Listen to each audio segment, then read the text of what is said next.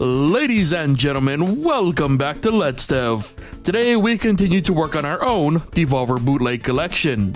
Now last time we started on our first bootleg in the collection, Hotline Miami. It's somehow taken us this long to create one of these, and I say that because we traded very familiar ground in creating the basics for said Hotline Miami bootleg.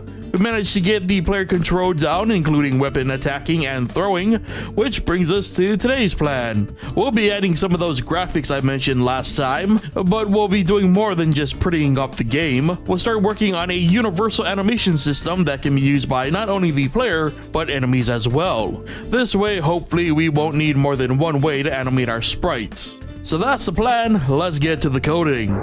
Turns out Hotline Miami's weapons and states are all unique sprites. So first thing up was creating an array that would keep track of all our different sprites. There are only 4 weapons in our bootleg, so we didn't need anything too advanced here. We also needed variables for animation speeds, animation state, and a moving boolean. Then in the draw event, it was time to start defining our sprites for our animation. Starting with no weapons if the player is moving, we would then load the basic walking animation, and when stopped we would load in the idle animation. Interestingly enough, these sprites wouldn't be drawn in unless I changed the event from draw to draw end.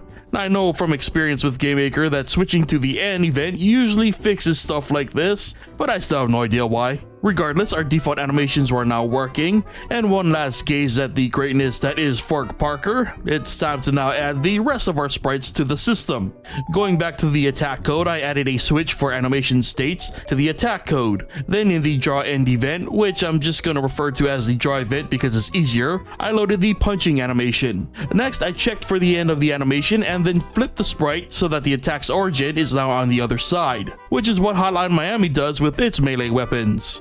Again, weirdly enough, using GameMaker's image number code did not yield the results I expected, though it's possible I used it incorrectly. So I switched to hard-coded numbers since the melee attack animations are all the same number of frames anyway. This ended up fixing our issue, which meant we now had our first attack animation loaded and working. And with that, we now had enough to start working on implementing the legs for our character. Other than the default walk animation, none of the sprites contain any type of leg features, and so we needed to add said legs for all attack and weapon states. To do this was going to require a restructuring of our current code, because, long story short, I didn't realize Hotline Miami had a sprite for literally everything, and so a few last minute changes to the art really convoluted the coding process.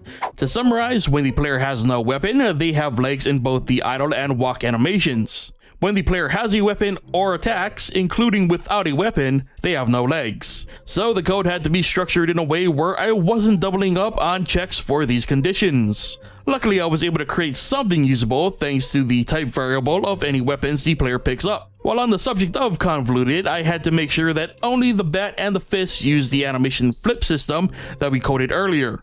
And if you're not already confused by this mess just yet, let me just say that this didn't work like I thought it would. It didn't work because the end frame for the bat and the fists were different, which meant that I had to change the animation frame order so that when the image flips, the idle state animation displayed the start of the animation instead of the end. Then in the attack code, I had to add a reset to the animation so that the end flip system would work properly. And this was necessary because at this point our code was such an absolute mess that it was now being held together by string, some duct tape, and whatever was left of my sanity. Anyway, after a painstaking amount of effort to define everything we needed, I was finally able to get all our sprites loaded in.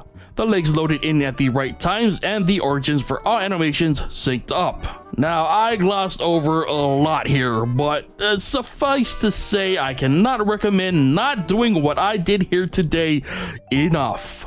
This was an absolute mess and a prime example of why planning is so important. Had I known from the start about Hotline Miami sprites, I would have approached this completely differently. Not to mention because I didn't have time to test these sprites. While I'm happy most at least look good or passable, you can barely even tell the damn legs exist. So, with one very big headache, which is now returning as I'm recording this, I think it's definitely time to call it on today's episode of Let's Dev. So remember that if you like this video or enjoy Let's Dev in general, be sure to hit that like button. If you aren't already subscribed, be sure to hit that subscribe button and be sure to turn on notifications so you never miss a new episode. And as always, be sure to leave your thoughts on our hot mess in the comment section below. Thank you so much for watching, and I will see you guys next time.